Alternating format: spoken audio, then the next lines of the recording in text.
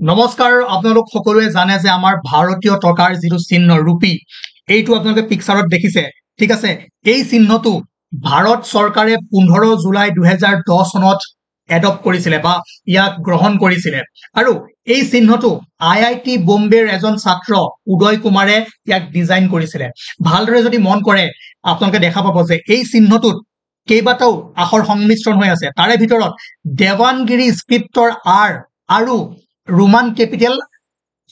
দেৱানগিৰিৰ ৰ আৰু Roman capital R এই দুটাৰ সংমিশ্ৰণেৰে এই চিহ্নটো বনোৱা আছে আৰু দুডাল সমান্তৰাল ৰেখা আছে এই সমান্তৰাল ৰেখা দুডালে সমান চিন বা ইকুৱেল চিন আৰু ভাৰতীয় পতাকাখনক বুজায় গতিকে মনত ৰাখিব এই চিহ্নটো কিমান চনত গ্ৰহণ কৰিছিলে ভাৰত চৰকাৰে কোনে কৰিছিলে আৰু ইয়াত কোন কেইটা আখৰৰ সংমিশ্ৰণ আছে ধুনীয়াকৈ লিখা আছে আপোনালোকে স্ক্ৰিনশ্বট মাৰি এই পেজটো ৰাখি থৈ দিব তাৰ পাছত নেক্সট যদি আপোনালোকে চাই আমাৰ ভাৰতৰ যি জাতীয় চৰাই এটো হৈছে ময়ূৰ সকলোৱে জানে আৰু ভাৰতৰ জাতীয় বা ৰাষ্ট্ৰীয় পশু হৈছে টাইগাৰ ঠিক আছে পেন্থেৰা টিগ্ৰিছ বাঘ নেক্সট যদি চাই ভাৰতৰ যিটো নেশ্যনেল এমব্লেম বা ষ্টেট এমব্লেম ঠিক আছে এটো লোৱা হৈছে কৰ পৰা যেটো অশোকৰ লায়ন কেপিটেল সৰনাথ ঠিক আছে তাৰ পৰা ইয়াক অভিযোজন কৰা হৈছে অলপ ৰিক্ৰিয়েচন কৰা হৈছে মূল ছবিখন যদি চাই তাত কি আছিলে বৃত্তাকাৰ এবাকাছৰ ওপৰত পিঠিৰ পিছফালে লগোৱা চাৰিটা সিংহ আছে যেটো নিজেই ঘণ্টা আকৃতিৰ পদুম এটাৰ ওপৰত থিয় হৈ আছে ঠিক আছে এবাকাছৰ ফ্ৰিজত হস্তক্ষেপকাৰী ধৰ্ম চক্ৰৰ দ্বাৰা পৃথক কৰা হাতী লৰচৰ কৰা ঘোঁৰা মহ আৰু সিংহৰ উচ্চ ৰিলিফৰ ভাস্কৰ্য আছে গতিকে এইটো যেটো হৰনাথত অশোকৰ যেটো আমি সিংহ ৰাজধানী বা লায়ন কেপিটেল বুলি কওঁ তাৰ পৰা আমাৰ ভাৰতৰ যেটো ষ্টেট এমব্লেম তাক এডপ্ট কৰা হৈছে অলপমান ৰিক্ৰিয়েচন কৰা হৈছে কি চেঞ্জ কৰা হৈছে ইয়াত এইটো হল এই বস্তুখিনি এই ডেসক্ৰিপচনটো হৈছে আপোনাৰ অৰিজিনেল যেটো অশোকৰ যি কেপিটেলৰ সিম্বল কিন্তু তাক অলপমান মডিফাইড কৰি কেনেকৈ বনোৱা হৈছে আপুনি যদি ভালদৰে মন কৰে তিনিটা লায়ন আছে আৰু লগতে মাজত আছে আপোনাৰ ধৰ্ম চক্ৰ আৰু ইফালে লৰচৰ কৰা বা দৌৰি থকা এটা ঘোঁৰা আৰু ইফালে বুল বা ষাঁড় এটা আছে ঠিক আছে মনত ৰাখিব জন্তু কেইটা যেটো আমাৰ ভাৰতীয় national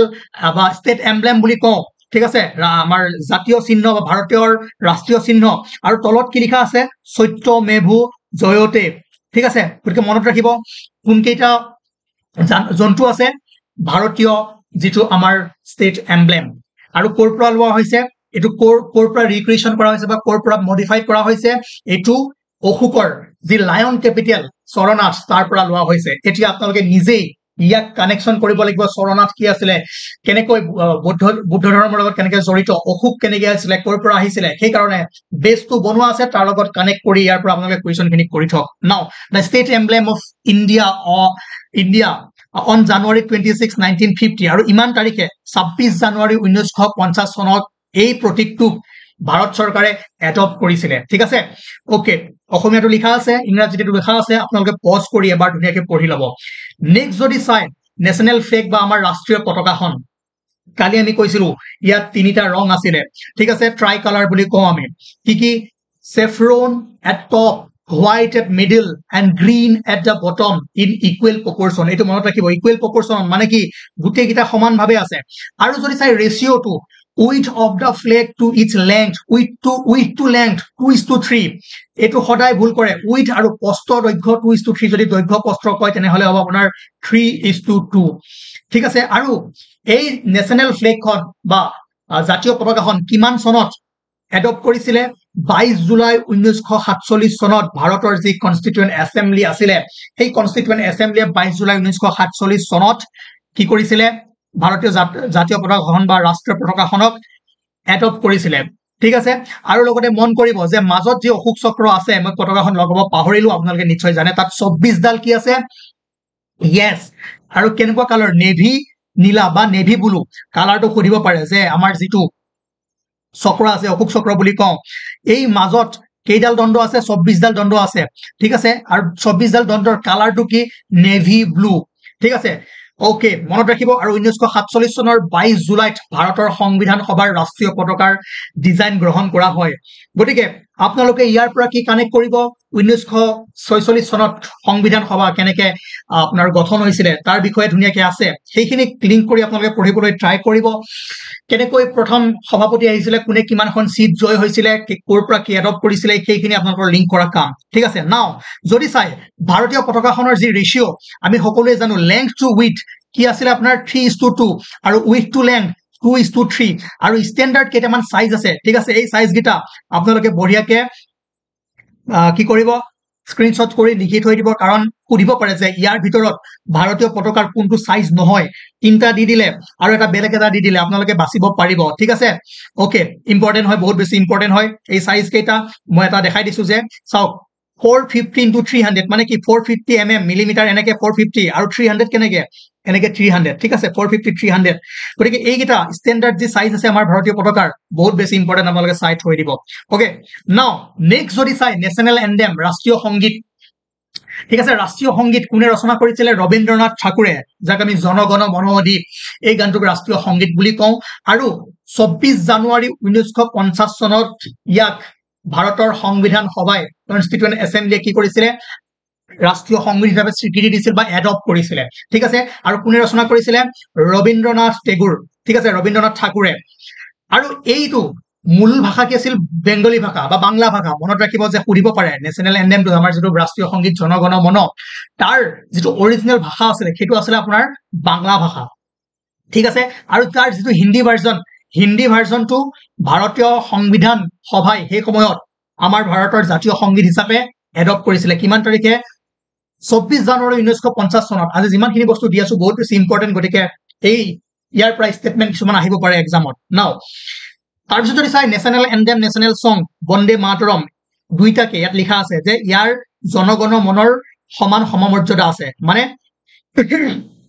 it has an equal status with জনগণ মন গতিকে আপোনালোকে বেছি ইয়াত মাথা মাৰিব নালাগে খালি এটাই মনত ৰাখিব যেটো নেশনেল সং বন্দে মাতৰম হেতু ৰচনা কৰিছিলে বঙ্কিম চন্দ্ৰ চ্যাটাৰ্জী আৰু এটো সংস্কৃত ভাষাত ৰচনা কৰা বন্দে মাতৰম গীতটিয়ে জনসাধাৰণৰ স্বাধীনতা সংগ্ৰামত অনুপ্ৰেৰণা যোগাইছিলে ঠিক আছে জনগণ মন কোনে লিখিছিলে ৰবীন্দ্ৰনাথ ঠাকুৰে তাৰ মূল ভাষা আছিল বাংলা আৰু হিন্দী ভাৰ্জনটো 24 জানুৱাৰী 1950 চনত এডপ্ট কৰা হৈছিল আৰু যেটো নেশনেল সং বন্দে মাতৰম হেতু লিখিছিল বঙ্কিম চন্দ্ৰ চ্যাটাৰ্জীয়ে তাৰ পাছত যদি চাই নেক্সট ইম্পৰ্টেন্ট যেটো আমাৰ ভাৰতৰ জাতীয় calendar national calendar based on Saka era ঠিক আছে সাকা এৰাৰ ওপৰত বেস কৰি ভাৰতীয় ক্যালেন্ডাৰখন যেটো জাতীয় ক্যালেন্ডাৰ বনোৱা হৈছে আৰু কিমান চনৰ পৰা এই ক্যালেন্ডাৰখন এডপ্ট কৰা হৈছিল হেতু মনত ৰাখিব যে 22 মাৰ্চ 1957 চনত ঠিক আছে ওকে বাস সাকা এৰা কি হয় অলৰেডি আপোনালোকে সেই লিংকটো লগাই এবাৰ চাই লবগৈ আমাৰ যিবোৰ ভিডিও লেকচাৰছ আছে আৰু বাকি আমাৰ দেশৰ ৰাষ্ট্ৰপতি প্ৰধানমন্ত্ৰী CDS প্ৰধান উপৰাষ্ট্ৰপতি বিত্তমন্ত্ৰী এই সকল নাম আমি লিষ্ট প্ৰভাইড কৰিছো তাৰ পৰা ধুনিয়াকে আপোনালোকে চাই লব পাৰে আৰু এখিনি আমাৰ ভাৰতৰ বিষয়ে জানিবলৈ অতি দৰকাৰ আৰু গুৰুত্বপূৰ্ণ বস্তু তাৰ পাছত যদি চাই ইম্পৰ্টেন্ট হল যে আমাৰ ভাৰতৰ ৰাজ্য যদি চাই 28 খন আৰু ইউটি বা কেন্দ্ৰীয় শাসিত অঞ্চল কিমান আছে 8 খন যদি আপোনালোকে চাই ইউটি কেন্দ্ৰীয় শাসিত অঞ্চলৰ ভিতৰত আন্দামান এণ্ড নিকোবৰ আইল্যান্ড যাৰ ৰাজধানী হৈছে পৰ্ট ব্লেয়াৰ মনত ৰাখিব খুদিব পাৰে আৰু এটা বস্তু মনত ৰাখক এই কেইখন হৈছে ইউটি বা কেন্দ্ৰীয় শাসিত অঞ্চল আৰু বাকি এই 28 খন হৈছে আপোনাৰ ৰাজ্য ষ্টেট ঠিক আছে চণ্ডীগড় ঠিক আছে Dadra and Nagar Haveli and Daman and দিউ যাৰ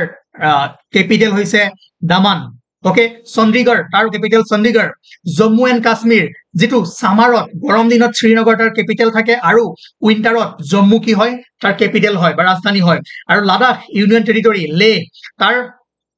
capital hoise Leh aru Lakshadweepor ki hoise Kabarti monot rakhibo bahut beshi important Puducherry ঠিক আছে এই 8 খন 1 2 3 4 5 6 7 8 ইউনিয়ন টেৰিটৰি তাৰ পাছত যদি ষ্টেটবোৰ চাই ৰাজ্যবোৰ চাই তেনেহলে দেখা পাব অন্ধ্ৰপ্ৰদেশ তাৰ ৰাজধানী হৈছে অমৰাৱতী অৰুণাচল প্ৰদেশৰ সকলে জনে ইটানগৰ অসমৰ দিছপুৰ বিহাৰৰ পাটনা ছত্তীশগড়ৰ ৰায়পুৰ গোৱাৰ পানাজী গুজৰাটৰ গান্ধীনগৰ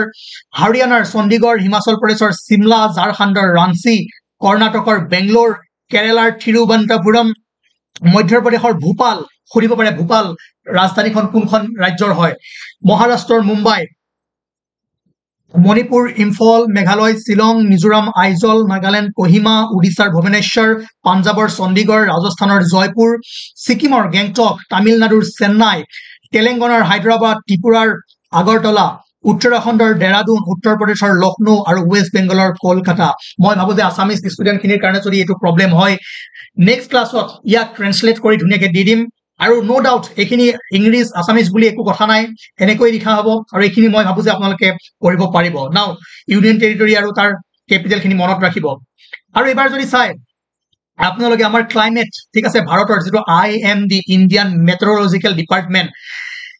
4টা ভাগত ভাগ কৰিছে। মেইনলি যদি চাই উইণ্টাৰ ঠাণ্ডা ছিজন, যিটো ডিচেম্বৰৰ পৰা এপ্ৰিল আমি কি কওঁ শীতকাল বুলি কওঁ। তাৰপিছত গ্ৰীষ্ম বা প্ৰাক মৌচুমী প্ৰি মনচুন, যিটো আৰম্ভ হয় এপ্ৰিলৰ পৰা জুনলৈকে, ঠিক আছে, এইটো মনত ৰাখিব। আৰু এপ্ৰিলৰ পৰা জুনলৈ জুলাইলৈ ইন নৰ্থ ৱেষ্টাৰ্ণ ইণ্ডিয়া। তাৰপাছতহে আপোনাৰ মনচুন বা ৰেইনী বাৰিষা কাল, ঠিক আছে, বাৰিষা বা বৰষুণ, যিটো জুন মাহৰ পৰা ছেপ্টেম্বৰ মাহলৈকে থাকে ইণ্ডিয়াত। আৰু বাৰিষাৰ পিছত তাক কি কয় পষ্ট মনচুন বা পিছৰ বাৰিষা, সেইটো অক্টোবৰৰ পৰা ডিচেম্বৰলৈ আহে। আকৌ ডিচেম্বৰৰ পৰা কি আৰম্ভ হৈ যায়, উইণ্টাৰ আৰম্ভ হৈ যায়। আৰু IMD ইণ্ডিয়ান মেট্ৰলজিকেল ডিপাৰ্টমেণ্ট, ইয়াৰ ফুল ফৰ্মটো ভাৰতীয় বতৰ বিজ্ঞান বিভাগ, ফুল ফৰ্মটো মনত ৰাখিবলৈ ট্ৰাই কৰিব। আৰু বাকী যি ফিজিঅগ্ৰাফিক ডিভিজন আৰু যিখিনি আমি বস্তু ইয়াত কৰা নাই, তাৰ বাহিৰে যি ইণ্ডিয়ান জিঅগ্ৰাফিৰ 4টা লেকচাৰ আছে বা 5টা ক্লাছ আছে, প্লে লিষ্টটোত গৈ আপোনালোকে চাই ল'ব। আৰু উল্টা পুল্টা যদি কথা কয়, তেনেহ'লে উল্টা পুল্টা যদি কিবা আৰু আপোনালোকে ক্লাছৰ ওপৰত কয় যে এইটো হোৱা নাই, অমুক হোৱা নাই, তেনেহ'লে এনেও মোৰ ক্লাছ বনাব মন নাই বা দিছিলোৱে। সেইকাৰণে যিটো কৈছো চাওক, গৈ প্লে লিষ্ট বনোৱা আছে। এনেকুৱা নক'ব যে নাই বনোৱা, আপুনি এনেকুৱা কথা কৈ থাকে, তেতিয়াহ'লে একেবাৰে বন্ধ কৰি দিয়া হ'ব। তাৰপাছত যদি চাই ইম্পৰ্টেণ্ট কেইটামান আপোনালোকৰ পইণ্ট 2011ৰ চেন্সাছ মতে, ঠিক আছে, তাত যদি চাই ছেক্স ৰেচিঅ' ইণ্ডিয়াৰ কিমান 940 একৰ্ডিং টু 2011 চেন্সাছ, ঠিক আছে। আৰু যদি চাই মেইনলি ইয়াৰ পৰা আপুনি ল'ব পাৰে যে বাকীখিনিও আপোনালোকে ল'ব পাৰে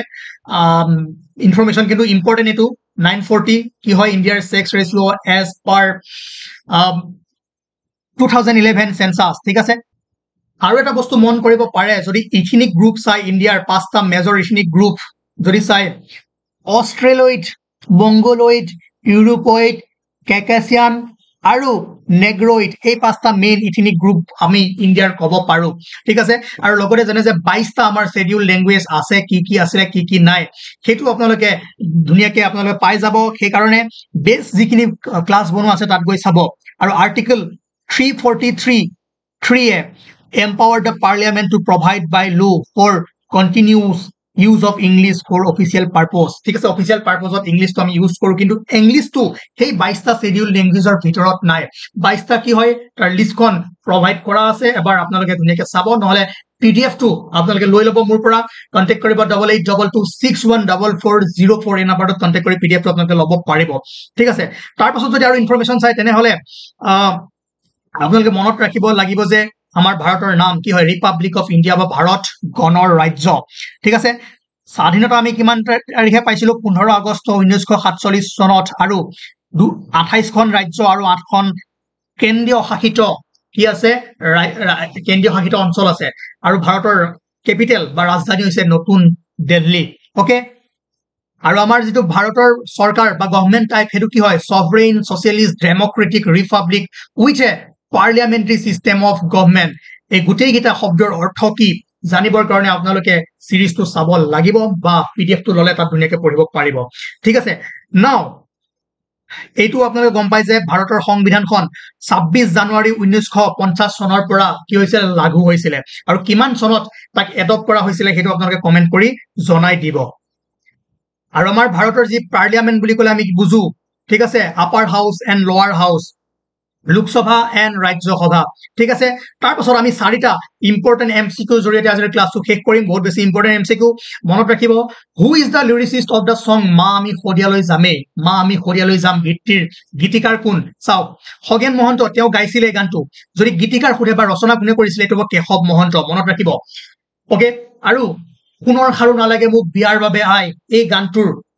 ঠিক আছে, কোনে গাইছিলে সেইটো কমেণ্ট কৰি জনাব। কাৰণ আমি ইয়াৰ আগত 3 নম্বৰ ক্লাছটোত পঢ়াইছিলো, যিসকলে চাইছে তেওঁলোকে কমেণ্ট কৰিব সেই গানটোৰ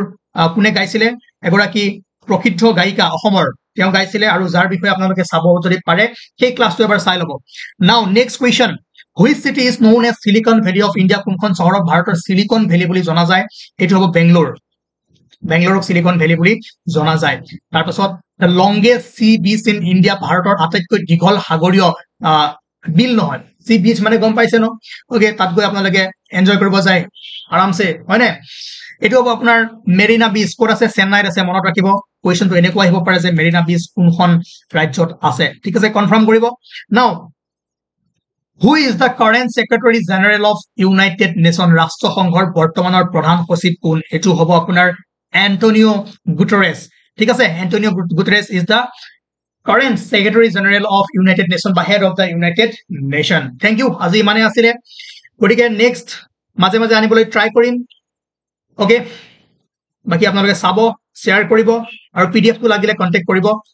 কন্টাক্ট কৰি আপোনালোকে পিডিএফ টো ল'ব পাৰিব তাত বঢ়িয়া বস্তুবোৰ আছে আৰু এক্সামৰ কাৰণে সকলো এক্সাম আসাম পুলিচ এসআই আৰু কি যি এক্সামবোৰ আছে তাতো কামত আহিব ঠিক আছে কমপ্লিট নাহিলো যিখিনি বস্তু মই দিয়া আছে সেই বস্তুখিনিৰ ওপৰত আপোনালোকে ভাল এটা নলেজ পাব আৰু আপোনালোকৰ ফাউন্ডেশনটো ভালদৰে ষ্ট্ৰং কৰিব পাৰিব